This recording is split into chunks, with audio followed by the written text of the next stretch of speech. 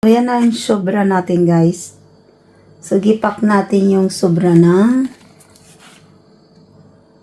suma na moron. So, meron tayong apat na pack siya.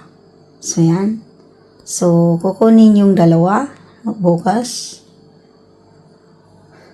Suman, moron, gipak natin at gipak natin siya, guys. So, ito yung sobra ng aking inawang 50. So, luto na yan siya, guys. Kailangan daw natin ipack. So, guys, okay guys. Thank you for watching. Dalawa ang naka-abot niyan. So, kukunin nila yan bukas.